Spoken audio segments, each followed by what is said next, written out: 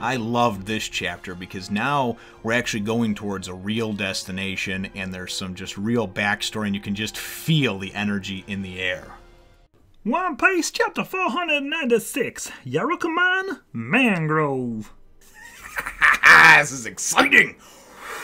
Well, hello, my brothers and sisters of the Nerd Nation. I, as always, am Jim, and I'm here to bring you another review on the awesome and action-packed and just ultimately otherworldly, fantasy-fulfilling tale of One Piece.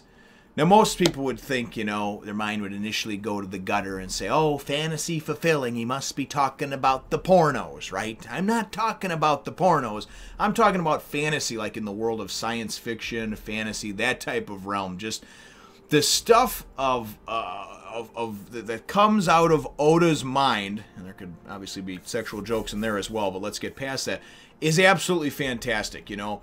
Skypiea, an island in the sky. I mean, now obviously after this chapter, I'm just so excited and ecstatic because now I find out about Fishman Island and kind of what the deal is with that. You know, just absolutely wonderful.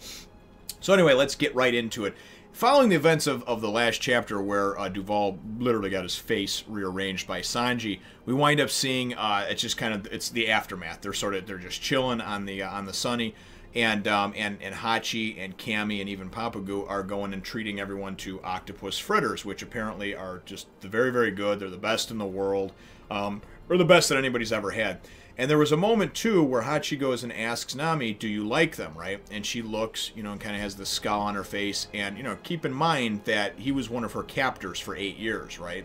Through the majority of her, you know, youth as far as, you know, coming up as like a teenager and everything else. That's what he was. I think she still is a teenager technically, but you know what I mean. So she looks at him and she's just like, it doesn't mean that I forgive you. And he's like, no, of course not. I'm just asking if you like them. And she's like, oh, they're absolutely delicious, right? So anyway, they're having a good time, having their little party, munching up over there, and all of a sudden this dude shows up, and he's like, oh, hello, it's me, Handsome! And I'm like, Handsome? What the fuck? And he's like, oh, I mean Duval, right?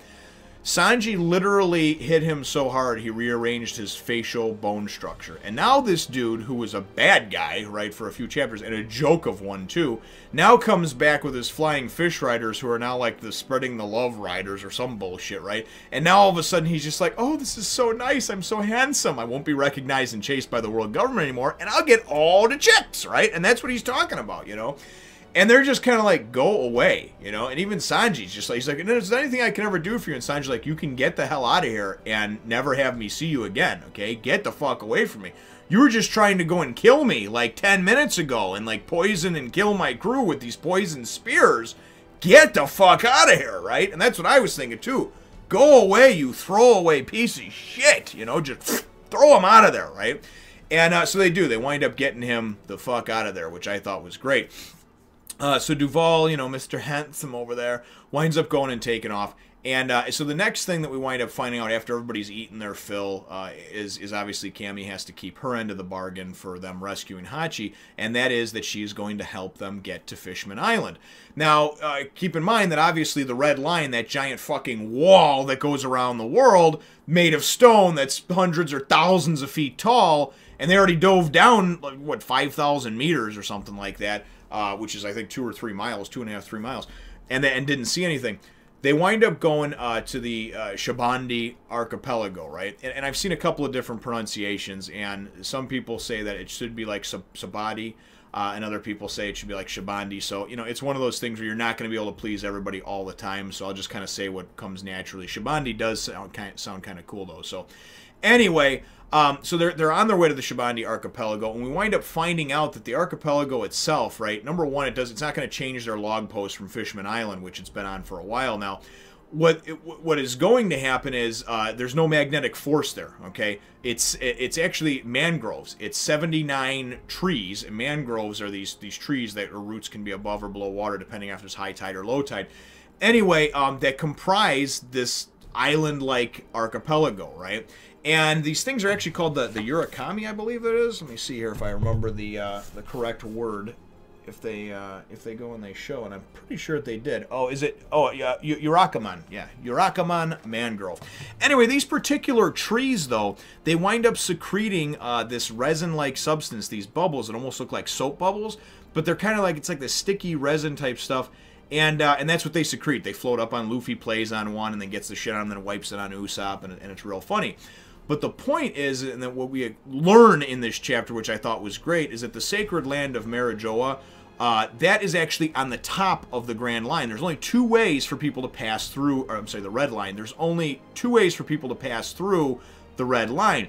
Number one is permission from the government. They get permission, they have to leave their ship there on that side of it, and then they wind up, they have to fill out all this paperwork, usual government bullshit, but then you go, and it's the safest way, then you can get across into the new world, right, the other half of the world, and then you just pick up another ship or whatever. Well, they don't want to do that, they just got the Thousand Sunny anyway, plus, they're pirates, they're fucking criminals, nobody's gonna go and be like, oh, sure, we'll give you permission, go over to the new world and tear some shit up, too, we got some Yonko there, we got there's a couple warlords there, Anyway, but I really liked how it was depicted and how it showed that. So, Fishman Island is directly under the Red Line. There's actually this little hole or gap or whatever in it that you can go, and you have to go down 30,000 feet to actually get to, or maybe it was 30,000 meters. I thought it was 30,000 feet. But anyway, either way the fuck down.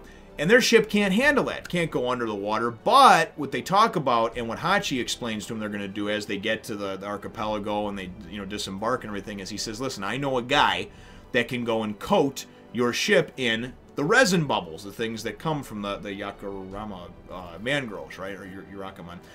Anyway, whatever, not really that important. You get the idea. So they're going to coat the ship in this, and then they're going to be able to actually, and he's like, but it's a delicate process, it has to be done properly, otherwise, obviously, you'd be underwater, everybody can stop breathing, die, ship get crushed, all those type of things. So I got a guy that I trust, and I'll take care of this for you, but you got to do me one favor. And I'm like, what? What kind of one favor, Well, this here is so close to the sacred land of Marijoa, right, that apparently there's a lot of world nobles that visit here and stuff like that. And he says, and Hachi says, no matter what happens in town, promise me you won't defy the world nobles. Even if they kill someone right in front of you, pretend you didn't see a thing. So apparently this is the real deal. World nobles are basically like, get a free pass, do whatever the fuck we want type of people. And have no consequences, maybe because they're higher ups in the world government, or they're recognized by the world government, and they can just do whatever they feel like. So, whatever. It's neither here nor there whether you want to agree with it or not. The point is that that's how the chapter ends off, and we know that some shit's going to go down because you know that Luffy and Zoro and a lot of the rest of the crew, they don't really like to go and play by the rules, and they certainly wouldn't sit around and watch somebody get killed and not step in and do something about it. But that's just my personal opinion. So, my chapter question, though, for you, brothers and sisters, is, what are your thoughts on the explanation of the Red Line, Marijoa being up on top, and then, of course, Fishman Island being underneath, those being the only two ways in the entire world to actually get through to the other side, to the new world? And I keep thinking in my mind, like, hasn't anybody ever thought of, like, carving a staircase into the side of the Red Line somewhere so people could kind of walk up and over and then, like, rappel down the other side, or even build a staircase into the other side as well? Has anybody ever thought to, like, drill a hole through it or something along those lines so there's more than just those two access points? One which seems to defy the laws of nature and gravity, and the other one which means kissing up to and sucking up the world government's ass? Anyway, let me know what your thoughts are and your opinion is on that in the comments down below. Feel free to hit the thumbs up, the like button if you think that I deserve it, because, boy, this shit is getting good. Woo-hoo-hoo! And then, of course, subscribe if you haven't done so already.